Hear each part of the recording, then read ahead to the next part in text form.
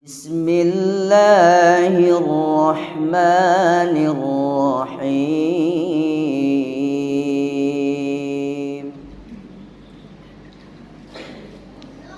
السلام عليكم ورحمة الله وبركاته.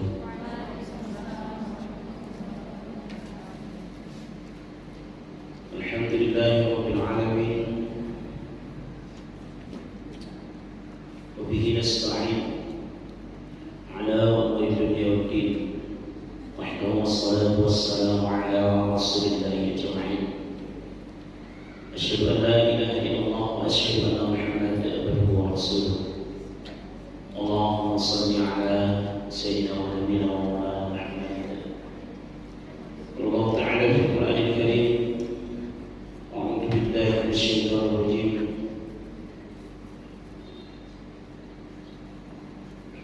يا أيها الذين آمنوا اتقوا الله حق تقاته ولا تموتن إلا وأنتم مسلمون. وفي آية أخرى: لقد كان لكم في رسول الله أسوة حسنة.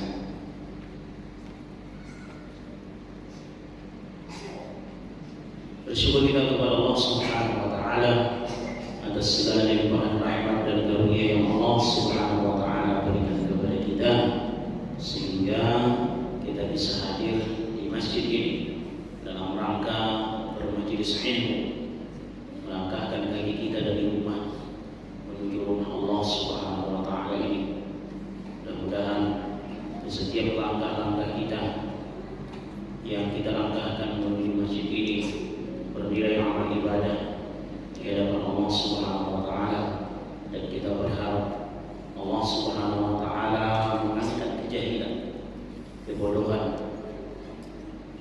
dengan menuntut ilmu, dan yang paling terpenting bagi kita adalah berusaha sekuat tenaga mengamalkan ilmu yang telah disampaikan, serta kita berharap ada keberkahan dalam ilmu yang kita dapatkan.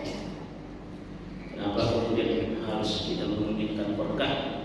Karena untuk apa ilmu yang tinggi banyak tapi kemudian justru menyesatkan dia. Dalam Al-Quran Allah Subhanahu wa taala menjelaskan bahwa di Bani Israel dahulu ada para ulama-ulama yang Bani Israel itu yang mereka menguasai kitab,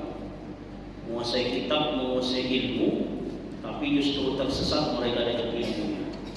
Lalu kemudian dengan ilmu itu pula dia mengangkat pola hidupnya dari yang sebelumnya biasa-biasa menjadi orang yang bergelimangkan harta.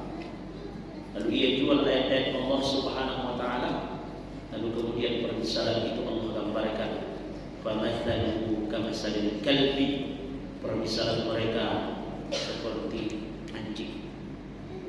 In tahmil alaihi yalhath atau tatsruhu yalhath. Kalau diberikan makanan itu dia julurkan lidahnya. Lalu kemudian kalau seandainya makanan itu tidak diberikan, dia julurkan juga lidahnya. Permisalannya kata Allah Subhanahu wa taala seperti anjing yang menjulurkan lidahnya. Mudah-mudahan semakin banyak ilmu yang kita dapatkan justru semakin mendekatkan diri kita kepada Allah Subhanahu wa taala. Tapi di sisi lain kita harus sadar bahwa kita adalah bukan orang yang berilmu seperti para ulama-ulama dahulu. Artinya makin mengaji justru makin tawadu, bukan makin sombong. Makin mengaji makin rendah hati. Oh, baru ini yang saya tahu.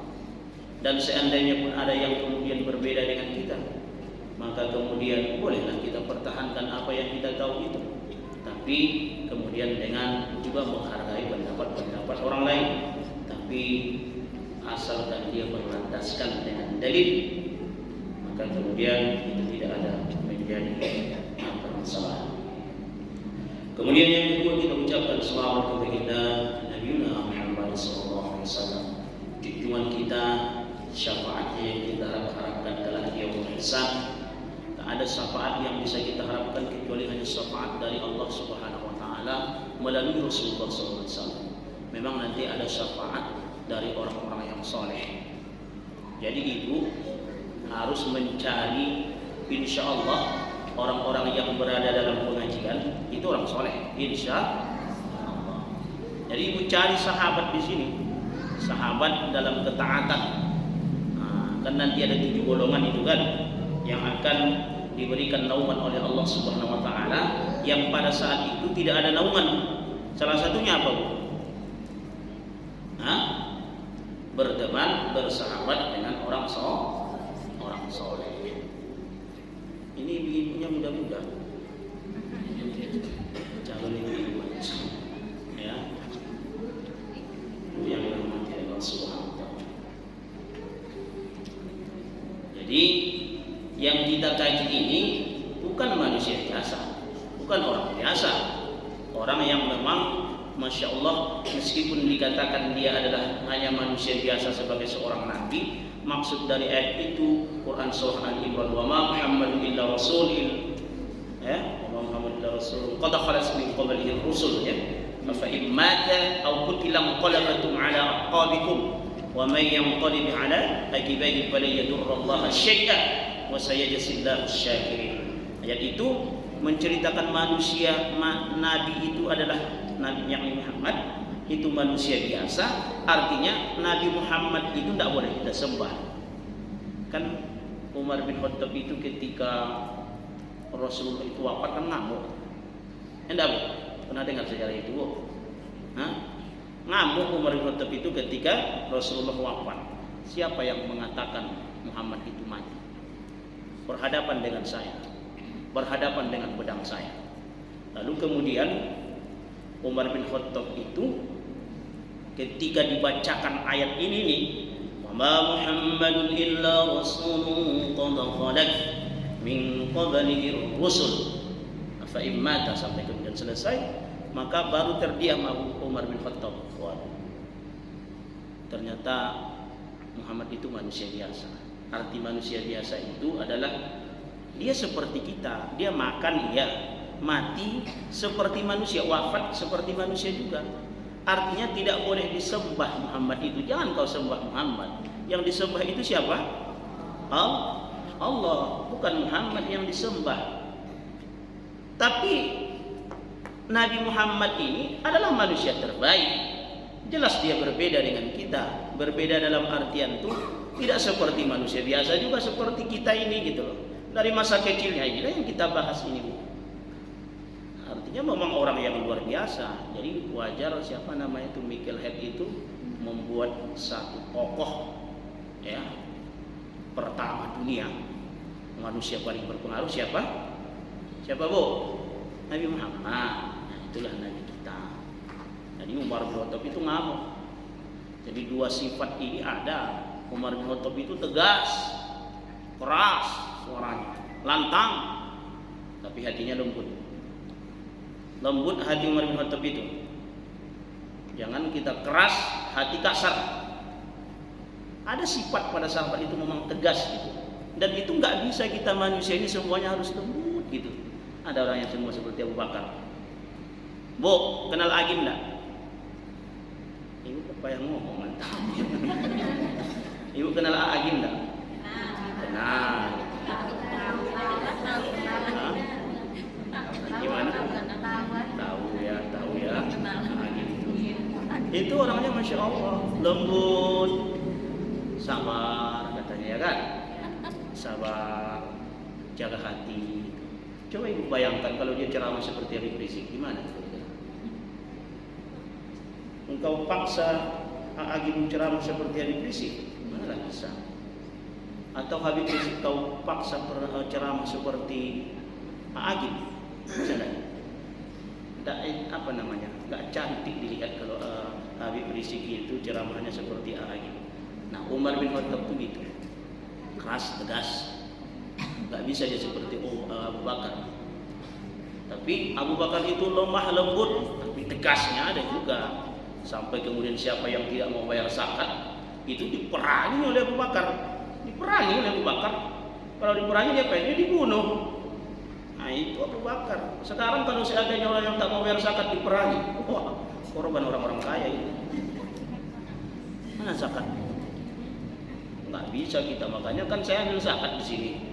Ya, kalau ambil zakat di sini itu jadi nggak bisa kita, kalau kita datangi, ayo bayar zakatmu gitu, marah dia.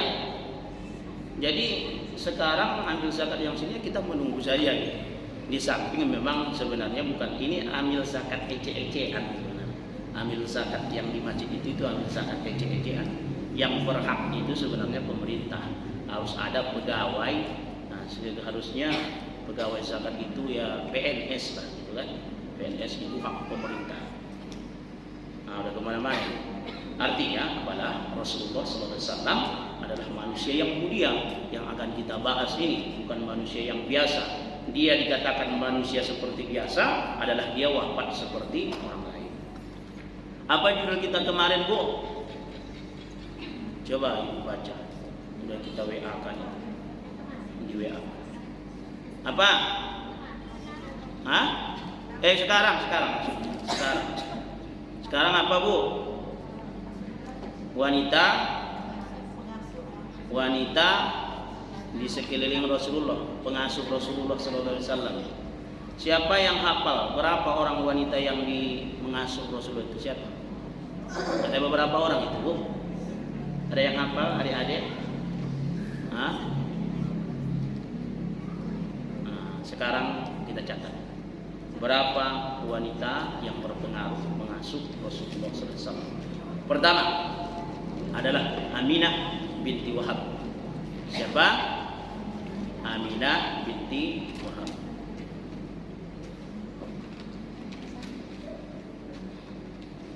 Sudah? Yang kedua Syifa binti Auf. Yang kedua Syifa binti Auf.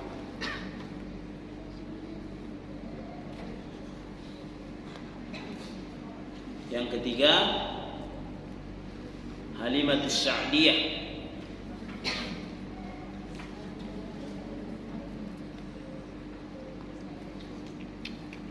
Yang keempat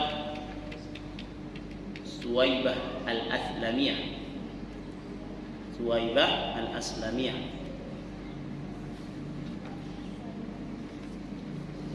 Suwaibah al-Aslamiyah.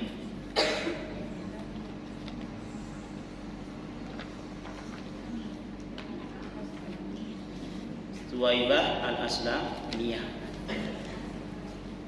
Kemudian yang ke berapa lagi? 5 Ummu Aiman.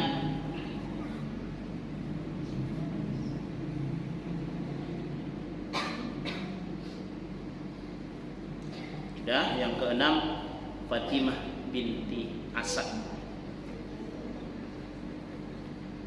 Fatimah binti Asad. Aminah kemarin kita sudah bahas.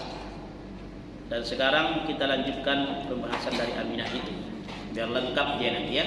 Ini wanita yang di samping Rasulullah SAW. Artinya yang berpengaruh besar, perannya besar dalam mengasuh Rasulullah SAW. Jadi kalau begitu tidak bisa dinafikan bahwa peran wanita itu besar. Ibu, peran ibu-ibu itu besar. Adik-adik, peran adik-adik itu besar. Wanita perannya besar. Kalau tidak ada perempuan gimana? Itulah yang dirasakan oleh Adam ketika berada dalam surga. Maka kemudian tidak ada kawan. Maka kemudian bahkan nanti itu luar biasa jasa-jasa para perempuan dalam dunia Islam. Bukan kaleng-kaleng itu. Luar biasa itu ya. Siapa itu ibu-ibu lagi? Jadi Aminah binti Wahab. Kemarin sudah kita jelaskan tentang seperti apa sebagian dari Aminah ini. Sekarang akhir dari kehidupan Aminah ini yang berperan besar dalam mengasuh Rasulullah SAW. Ketika Rasulullah SAW bersama Aminah itu berangkat ke Madinah. Ngapain ke Madinah? Nanti kita ambil intisari kesimpulan dari kisah ini, dari sejarah tentang Aminah ini. Ngapain berangkat ibunda Rasulullah SAW bersama Aminah, yakni Aminah bersama Rasulullah SAW ke Madinah untuk melaksanakan ziarah kubur. Siapa yang diziarahi? Itulah ayahnya Rasulullah SAW. Jadi ibu, kalau kita hitung jarak dari Madinah ke Makkah itu berapa? Ibu, jarak dari Madinah ke Makkah itu berapa? Kalau sekarang kita kalau naik mobil berangkat dari Madinah ke Makkah, berangkat pagi, itu sampai ke Makkah lebih kurang zuhur. Berarti lebih kurang berapa jam itu? 4 jam sampai 5 jam. 6 jam ya. Nah, itulah. Salah pula yang saya bilang tadi. Taruhlah 5 jam ke tengah kita ya. 5 jam ya, lebih kurang itu. Itu perjalanan naik mobil. Naik mobil ya. Itu ke sana tuh naik mobil, dan alur jarak itu jalannya itu satu arah, itu lurus semua, lurus. Jadi kalau kita kan ini jalan sebesar ini, di samping ada mobil truk besar, di sana ada mobil truk besar pula. Nah, bahkan kemudian mampir pula di simpang 4 tuh mampir dia. Bayangkan itu, mobil besar. Orang mobil kiri belok kanan nggak penting, nggak perlu, memang gue pikirin kan gitu. Jadi itu luar biasa. 4-5 jam itu dari Makkah ke Madinah. Itu sekarang jalannya lurus, jalannya mulus, dan jalan di sana nggak banyak lubang-lubang gitu kan. Ya mudah-mudahan kita sampailah ke sana ya Bu. Ya, amin. Ya, semuanya mudah-mudahan sampai ke sana. Amin Bu. Amin kan Bu ya. Nah, jadi dulu itu berangkatnya itu kalau dari Makkah ke Madinah itu 10 hari. Naik onta itu 10 hari. Jadi luar biasa. Berarti kalau pulang balik berapa? 20 hari. Itulah jalan yang ditempuh oleh Rasulullah SAW bersama ibunda. Ketika pada saat itu baru umur Rasulullah berapa tahun? 6 tahun. Jadi berangkat Makkah Madinah, begitu sudah sampai di Madinah, maka kemudian pulanglah Rasulullah bersama ibundanya. Lalu ketika sudah pulang, sampailah mereka kepada satu daerah yang bernama Abawa. Apa namanya? Abawa. Dan disitulah ibunda Rasulullah SAW sakit demam. Dan kemudian di waktu demam itu, apa yang dikatakan oleh ibunda Rasulullah SAW? Wahai anakku tersayang, mari ke sini. Maka datanglah Rasulullah SAW. Maka duduklah di pangkuan yang mulia ibunda Aminah itu. Duduk, mohon maaf berbaring ya, kepalanya Rasulullah SAW itu berada di pangkuan ibunda Aminah. Maka kemudian apa pesan ibunda Aminah kepada Rasulullah SAW? Kata ibunda Rasulullah, ya bunayya, wahai anakku tersayang, kullu jadidin balun, setiap yang baru itu pasti akan usang.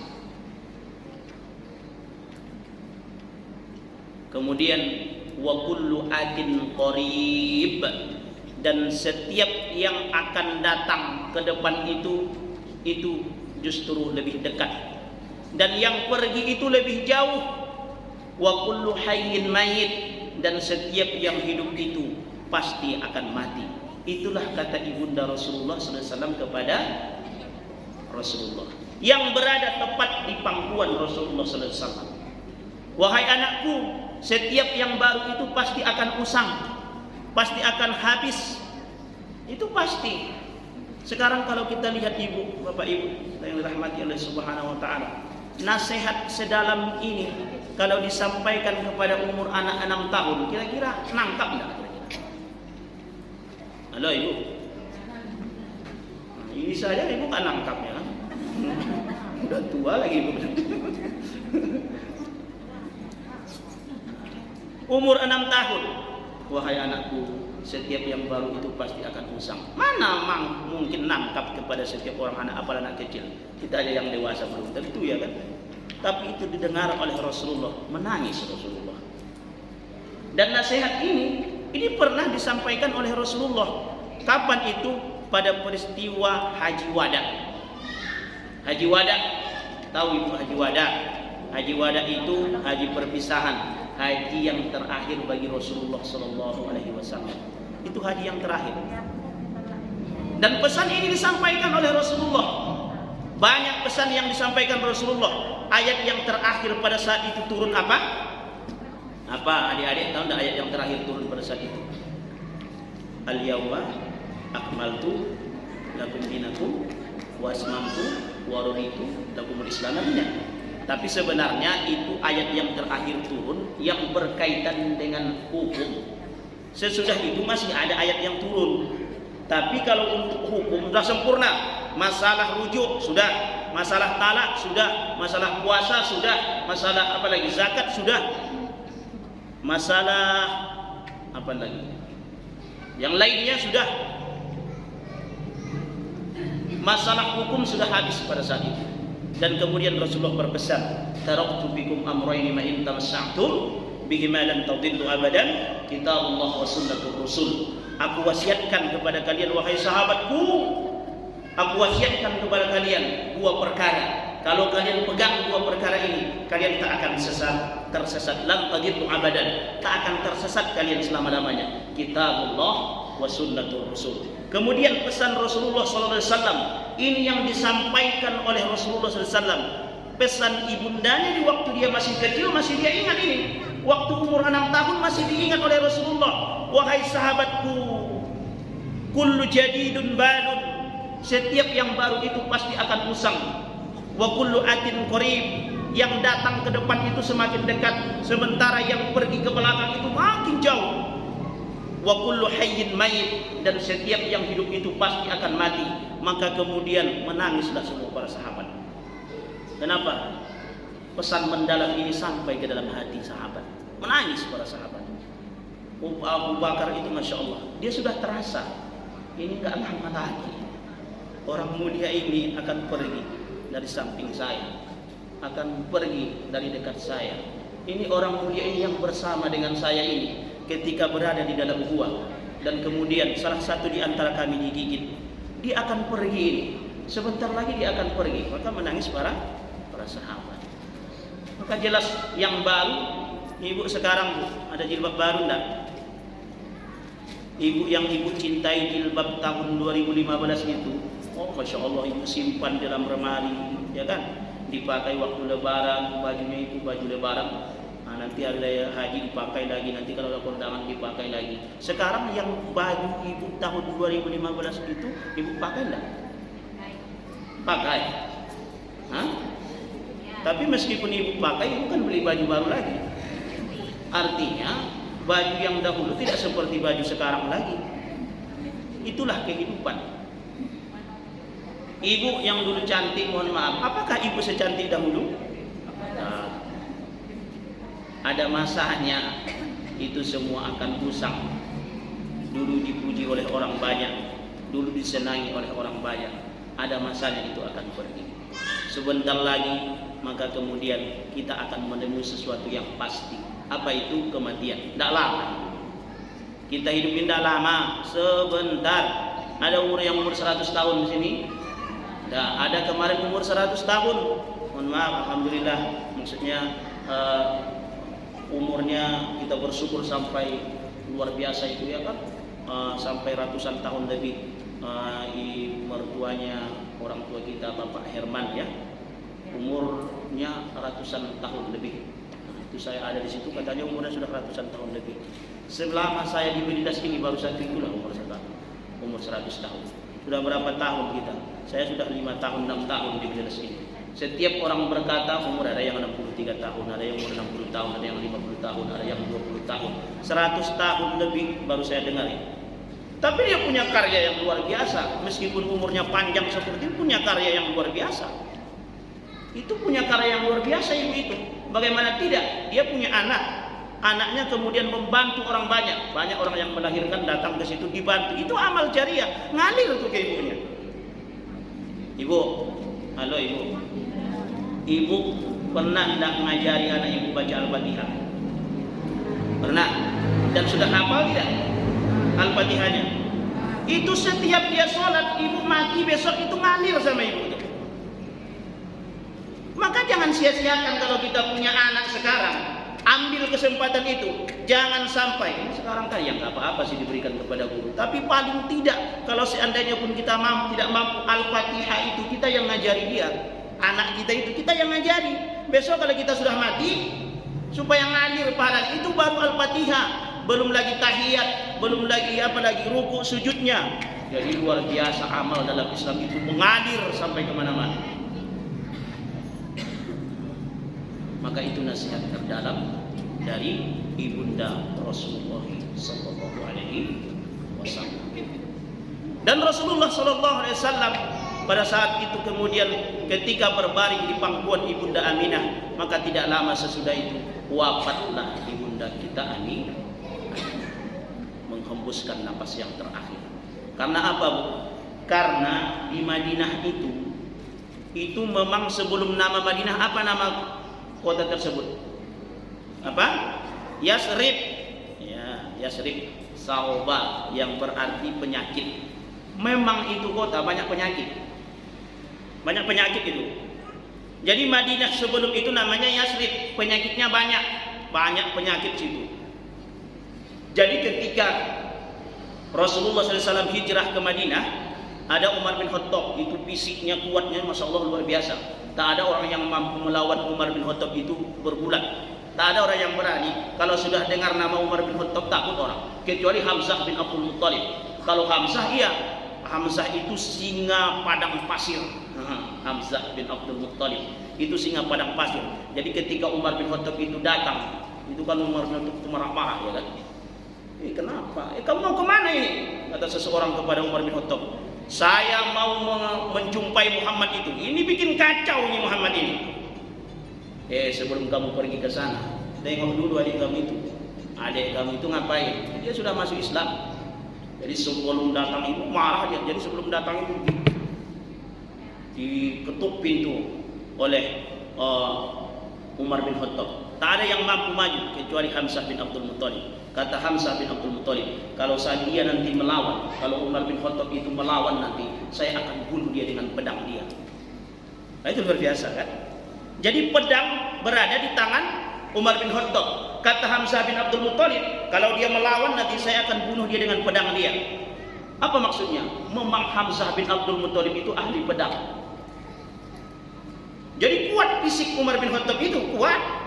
Tapi ketika berada di Madinah, lalu kemudian Umar bin Khattab itu sakit, demam.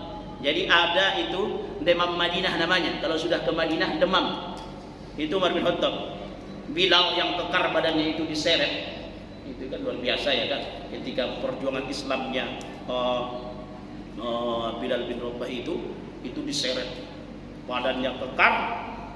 Badannya mohon maaf agak lebih berbeda warna kulitnya dengan sahabat yang lain, diseret di padang pasir itu. Yang dibaca oleh Bilal bin Rabah itu apa? Ahadun ahad, ahadun ahad, ahadun ahad, yaitu Allah qul huwallahu ahad. Karena memang pada saat itu baru itu yang dihafal oleh Bilal. Itu ketika berada di Madinah, itu nangis tuh, sakit.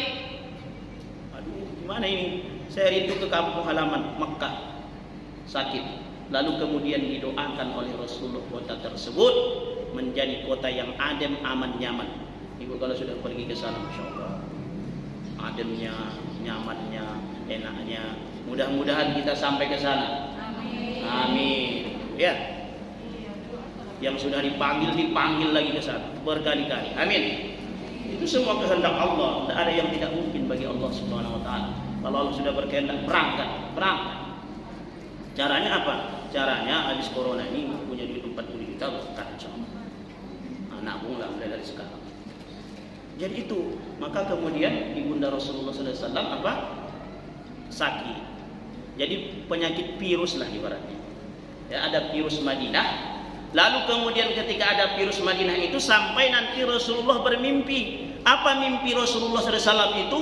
Rasulullah bermimpi ada seorang wanita yang badannya besar, rambutnya acak-acakan, badannya kotor, berangkat dari Madinah ke satu daerah.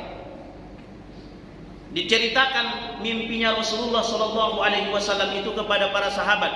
Lalu kemudian, apa maksud dari mimpimu itu ya Rasulullah? Mimpiku itu maksudnya adalah bahwa penyakit yang ada di Madinah ini sudah berpindah kepada daerah yang lain. Nah, itu maksudnya. Kita kan ada virus nih, berkali-kali kita bermimpi tak akan pergi virus.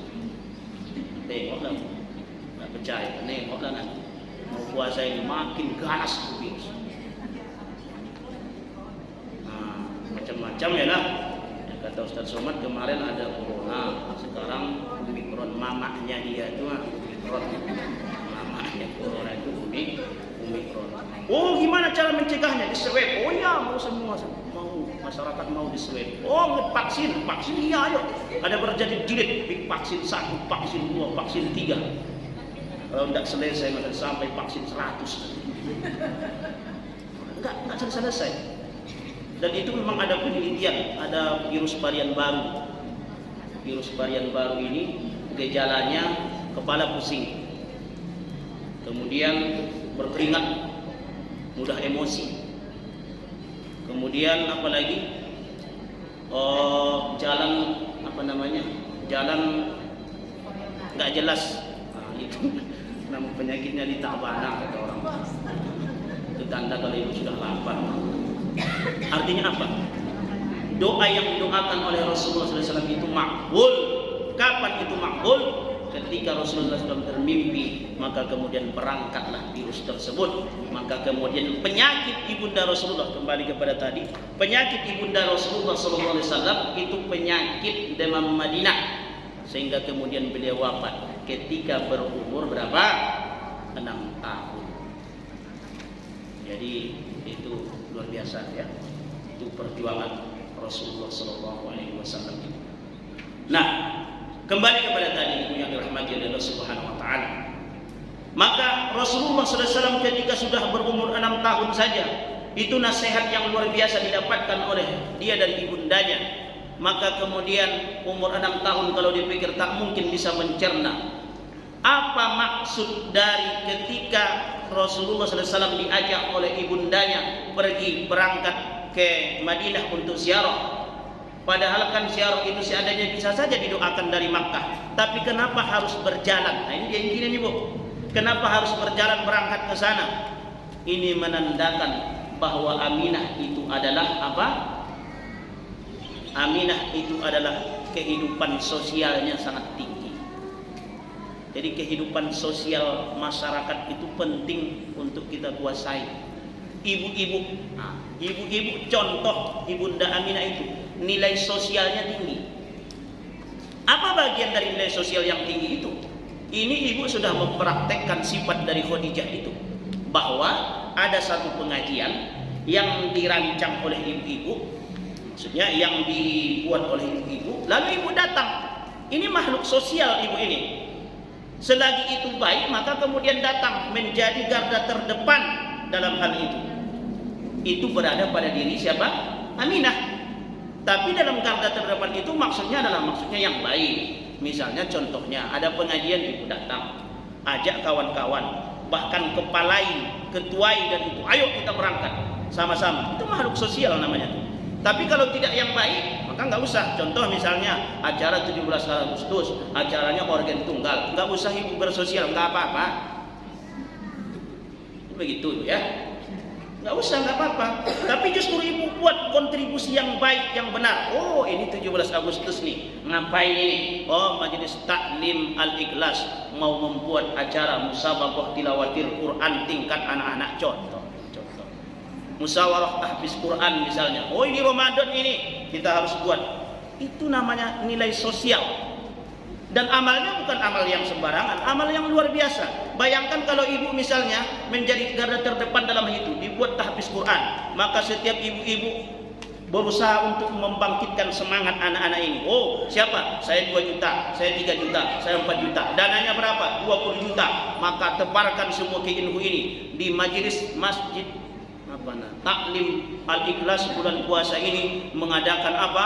Mengadakan lomba tahfiz Quran. Lalu kemudian siapa yang dapat juara 1 akan diumrohkan bagi yang mampu. Lalu kemudian juara Lulus dengan duit 2 juta misalnya contoh. Lalu semangatlah anak-anak itu. Menghafal Quran lah dia. Walaupun juz 30 kan, menghafal Quran dia, dilombakan. Sesudah lomba adalah pemenang.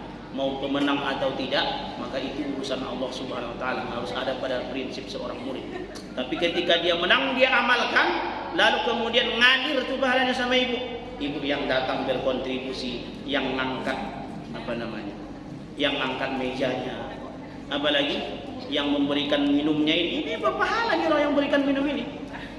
Apalagi yang kemudian memberikan makanan kepada dewan jurinya, membagi-bagikan air minum ini meskipun dia air minum air umek, ya kan?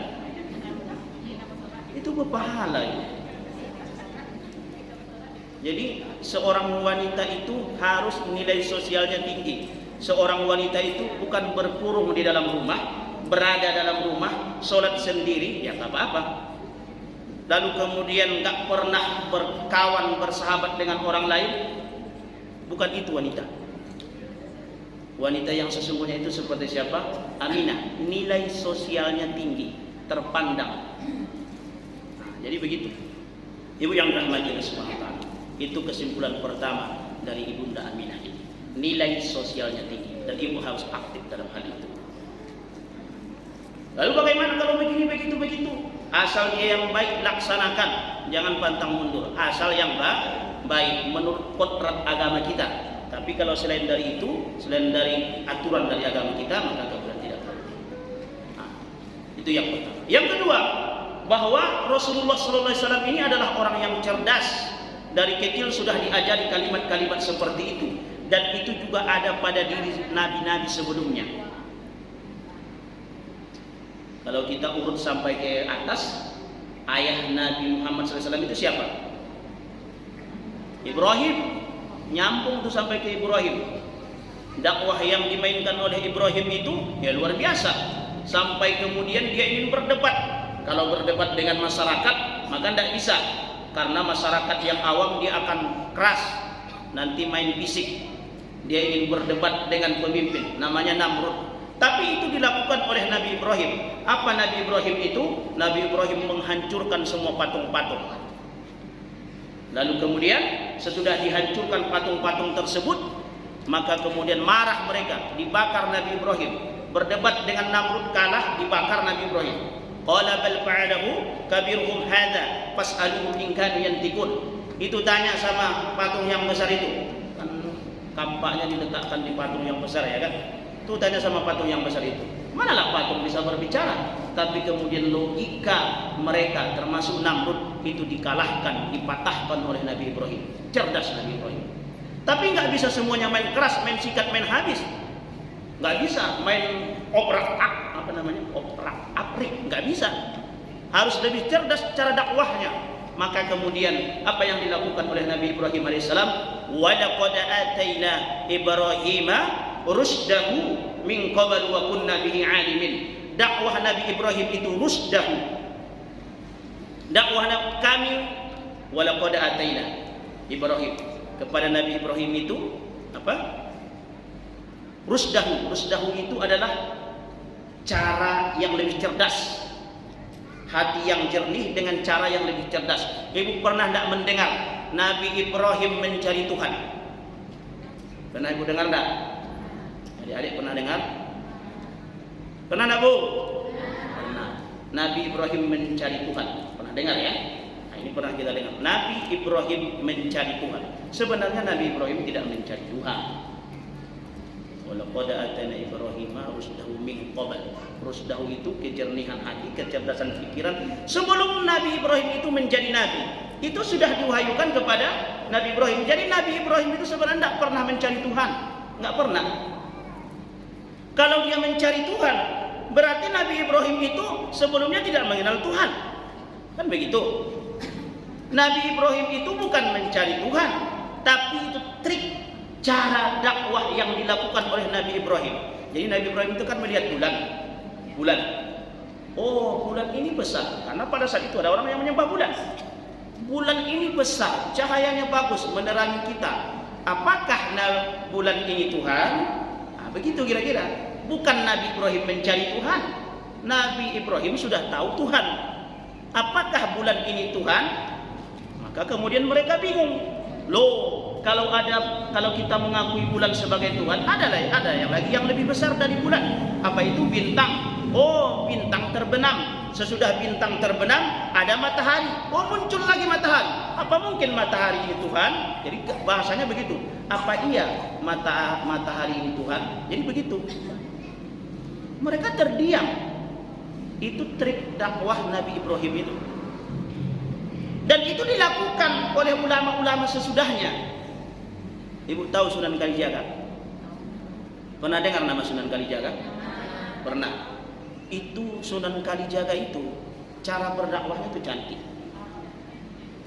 Dengan apa? Bukan 1, 2, 3 yang diislamkan oleh Sunan Kalijaga itu. Ribuan yang diislamkan Sunan Kalijaga. Dengan cara dakwah apa? Wayang. Wayang itu cara berdakwahnya, wayang ya. Yaitu siapa? Sunan Kalijaga. Insya Allah. Kok bisa berdakwah dengan wayang? Nah, ini kan perdebatan luar biasa ini ya. Perdebatan luar biasa antara apa? Antara Sunan Kalijaga dengan Sunan yang lainnya. Oh, nggak boleh kita berdakwah dengan wayang. Kan itu nanti man tasabbaha biqaumin fa huwa minhum. Akan diserupai dengan orang tersebut. Siapa yang menyerupai satu kaum, maka akan diserupakan dengannya. Maka kemudian apa? Sunan Kalijaga tidak mengakui itu. Bukan itu menjadi landasan dakwah saya. Landasan dakwah saya Nabi Ibrahim. Nabi Ibrahim itu bertanya, apakah bulan ini Tuhan? Apakah matahari Tuhan? Itu cara trik dakwah Nabi Ibrahim. Maka trik dakwah yang dibangun oleh Sunan Kalijaga itu dengan cara wayang. Nah, itu luar biasa. Sehingga kemudian cara dakwahnya, wayang itu kan ada wayang, itu bukan patung. Ada wayang karakter. Tahu wayang karakter itu? Wayang karakter itu kan macam-macam cara wayang itu kan. Ada yang tangannya panjang. Apa ada orang tangannya sampai ke kakinya? Di wayang itu dipercontohkan. Di wayang itu dipercontohkan tangan sampai ke kaki. Maksud dari itu apa? Tangan panjang tangan. Tidak boleh orang panjang tangan. Lalu kemudian ada yang perutnya kecil. Ada manusia yang perutnya kecil sekali, kecil banget gitu. Jadi itu gambarkan apa? Itu adalah gambaran orang yang rajin berpuasa. Ada yang matanya sipit itu menandakan bahwa apa? Ghadul basar, orang yang kemudian menahan pandangan, laki-laki yang menahan pandangan. Ada yang kemudian mulutnya tipis itu apa? Menggambarkan orang yang tidak banyak bicara, tidak mau mencaci maki. Meskipun ada kemudian siapa namanya tuh Arjuna yang menikahi seorang perempuan, kan itu kan ceritanya awalnya kan begitu. Ada seorang perempuan dari India, kan awal ceritanya begitu. Dia menikah dengan 5 orang laki-laki. Boleh enggak? Mana lah boleh. Itu namanya poliandri. Poliandri itu satu perempuan, suaminya banyak. Itu kisah di situ dijelaskan itu. Yang menjadi suaminya siapa? Arjuna. Kan begitu. Arjuna yang menjadi suaminya. 5 orang jadi rebutan. Yang memenangkan sayembara itu Arjuna. Ini dihapuskan oleh Sunan Kalijaga. Kisah ini dihapuskan. Oh, ini nggak benar ini. Mana ada dalam Islam diatur poliandri. Yang ada juga poligami. Maka dihapuskan kisah itu. Secara tidak sadar ribuan orang yang beragama Hindu pada saat itu sudah bersyahadat masuk Islam. Itu karya siapa itu? Karya Sunan Kalijaga. Meniru dakwah siapa? Meniru dakwah Nabi Ibrahim yang cerdas. Siapa itu Nabi Ibrahim? Itulah ayahnya Rasulullah SAW kalau kita urut sampai ke atas. Jadi jangan cepat mengatakan sesuatu itu salah. Pelajari dulu lebih dalam. Jangan cepat mengatakan sesuatu itu bid'ah. Pelajari dulu lebih dalam. Ada ilmu yang terkandung di situ. Kalau kita tidak mau, ya udah nggak apa-apa, nggak masalah. Selama orang punya dalil, nggak masalah. Yang penting orang lain punya dalil. Ada ulamanya, ada Allah, insya Allah ya. Jadi itu kita ini di Indonesia Islamnya beda memang. Cara dakwah para ulama dahulu datang ke Indonesia itu beda dibanding dengan di Arab. Tapi kita tidak boleh membenci Arab. Karena Rasulullah SAW adalah orang Arab dan bahasa yang paling mulia adalah Arab. Tidak boleh kita benci. Muhammad Isa Al-Muhajir, tahu Ibu Muhammad Isa Al-Muhajir? Bu, pernah dengar? Muhammad Isa Al-Muhajir itu datang ke Indonesia berdakwah melalui sawah, bikin sawah petak gitu kan. Nggak ada orang yang pandai dulu. Ini Muhammad bin Isa Al-Muhajir ini dari Mesir, dia ahli pertanian. Nggak ada orang Jawa dulu yang pandai, mohon maaf. Nggak ada orang Nusantara dulu yang pandai bersawah seperti sekarang itu, pakai petak-petak, pakai air. Itu yang mengajar itu Muhammad bin Isa Al-Muhajir namanya. Lalu kemudian orang kagum, kok bisa ya pertanian yang seperti ini hasilnya banyak, bermanfaat bagi orang banyak. Datang orang ditiru sama dia. Ngapain dia? Belajar bersawah. Begitu sudah waktu zuhur, masuk waktu zuhur, berhenti Muhammad bin Isa Al-Muhajir. Ngapain dia? Jongkok. Apa itu? Sholat. Loh, ini ngapain bisa jongkok-jongkok seperti ini? Apa namanya nih? Masuk Muhammad bin Isa Al-Muhajir. Diajarinya lah menjadi Islam. Itu masuk Islam Indonesia itu ke situ. Di Indonesia ini, di Nusantara itu begitu cara masuk Islamnya. Bukan ini kau salah, ini kau bidah, bukan begitu. Cantik mainnya masuk Islam itu ke Indonesia. Jadi Bapak Ibu yang dirahmati Allah Subhanahu wa taala. Ini luar biasa ini. Ini perlu kita kembangkan cara-cara yang seperti ini. Semakin modern, justru cara dakwah kita juga semakin cerdas. Maka oleh karena itu ini perlu kita perhatikan. Ibu yang dirahmati Allah Subhanahu wa taala. Jadi yang kedua, kecerdasan itu dari kecil sudah didapatkan oleh Rasulullah SAW. Dari siapa? Dari ibunda Rasulullah yang bernama Aminah. Sehingga kemudian Sayyidina Abu Bakar pernah bertanya kepada Rasulullah, "Ya Rasulullah, kenapa engkau kalau berbicara itu berbicara ya kan? Kenapa kalau engkau berbicara masuk ke dalam hati semua orang? Sesudah dia masuk ke dalam hati semua, ringkas padat." Itu pembicaraan Rasulullah. Ringkas padat tapi maknanya dalam. Beda kalau kita bicara. Tidak ringkas, tidak padat, melebar kemana-mana, dan kemudian tidak mengandung makna yang dalam. Itu kita. Kalau Rasulullah ringkas padat, sehingga kemudian perkataan Rasulullah itu bisa dicatat. Ini nggak sembarang bicara Rasulullah itu ya kan. Hadis Rasulullah itu banyak memang, tapi itu diriwayatkan dengan riwayat-riwayat yang sahih, mengandung makna yang dalam, sehingga satu kalimat pun perkataan Rasulullah itu melahirkan karya-karya ulama berjilid-jilid, berpasal-pasal, ya kan? Nah itu Rasulullah itu, masya Allah. Jadi Abu Bakar itu, kenapa kau bisa berbicara seperti itu ya Rasulullah? Ringkas, padat, mudah dimengerti, mengandung makna yang paling dalam. Kata Rasulullah, "Wasturdiqtu fi Bani Sa'din." Aku pernah dibesarkan di Bani Sa'ad itu. Berapa? 4 tahun. Berapa? 4 tahun. Berarti kalau di Bani Sa'ad siapa? Bani Sa'ad siapa perempuan yang mengasuh Rasulullah? Halimatus Sa'diyah. Satu yang kita bahas, kita cukupkan sampai di sini. Wafatlah ibunda Rasulullah SAW. Masih ada waktu? Jam 3. Masih ada sedikit lagi ya Bu ya. Sekarang wanita yang kedua yang mengasuh Rasulullah SAW, yang berperan besar dalam pengasuhan Rasulullah dan dunia Islam. Yang kedua siapa tadi? Sifah binti Auf. Siapa ini Sifah binti Auf? Ada yang tahu ibu siapa Sifah binti Auf ini? Tengok dulu kalau ada yang tahu. Saya minum dulu sebentar ya.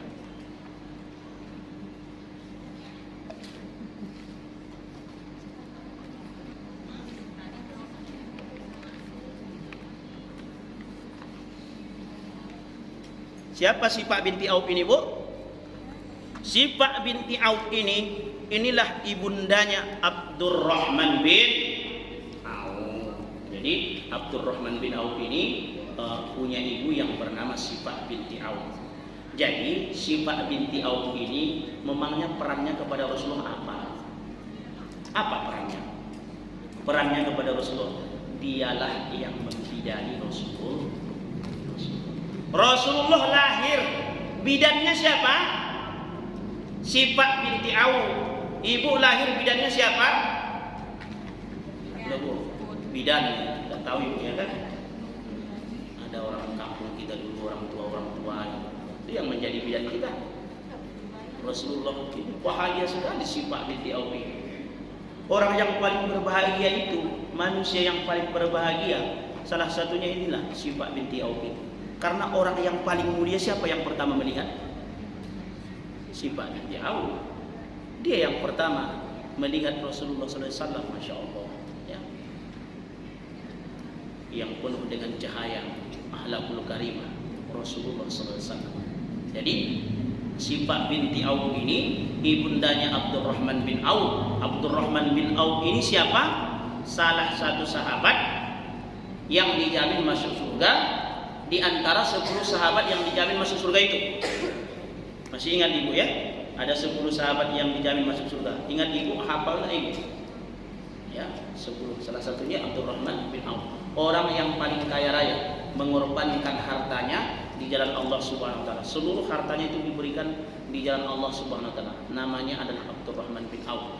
Dan seharusnya itu ketika Rasulullah SAW wafat, itu terjadi perdebatan yang luar biasa. Siapa yang paling layak menjadi khalifah? Dan salah satu kandidat terkuat yang menjadi khalifah itu siapa? Sebenarnya Abdurrahman bin Auf. Itu kandidat yang paling, salah satu yang paling kuat selain dari Abu Bakar. Namanya adalah Abdurrahman bin Auf itu. Tapi Abdurrahman bin Auf nggak minat dengan kekuasaan. Saya nggak mau, saya nggak suka dengan artinya ini bukan bakat saya. Bakat saya berdagang. Nah, jadi bakat Abdurrahman bin Auf itu berdagang, ya kan? Jadi luar biasa Abdurrahman bin Auf itu, sehingga kemudian datang ke Madinah itu dalam keadaan tangan kosong, nggak ada sama sekali harta, tapi itu bisa dikembangkan oleh Abdurrahman bin Auf, Masya Allah. Jadi Syifa binti Auf inilah yang membidani Rasulullah SAW. Jadi sudah 2 kita bahas. Yang berkaitan ada berapa lagi? Berarti ada nanti Halimatus Sa'diyah, ada Suwaibah dan lainnya. Nah, ini yang berkaitan. Nah, ini nanti penting. Jadi untuk besok ini, Ibu, ya, untuk besok ini masih kita bahas beberapa perempuan. Insya Allah kalau masih sampai umurnya kita akan bahas tentang ini juga. Ibu-ibu yang dirahmati Allah Subhanahu wa taala, dan Syifa binti Auf ini juga nanti dia ikut hijrah bersama Rasulullah sallallahu alaihi wasallam ke Madinah. Jadi ibundanya Abdurrahman bin Auf hijrah ke Madinah. Ibu-ibu yang dirahmati Allah Subhanahu wa taala, mungkin 2 ini yang bisa kita sampaikan yang berkaitan dengan sejarah Rasulullah SAW. Mudah-mudahan ilmu yang kita sampaikan ini dapat bermanfaat bagi saya dan untuk kita semua. Mudah-mudahan menjadi kebaikan, semakin semangat kita dalam mencari ilmu dan semakin banyak kita mendapatkan ilmu untuk kebaikan dunia dan akhirat kita, dan mudah-mudahan bisa kita amalkan. Demikian kita tutup dengan doa. Subhanallah wa bihamdika, asyhadu an la ilaha illa anta, astaghfiruka wa atubu ilaik. Wassalamualaikum warahmatullahi wabarakatuh.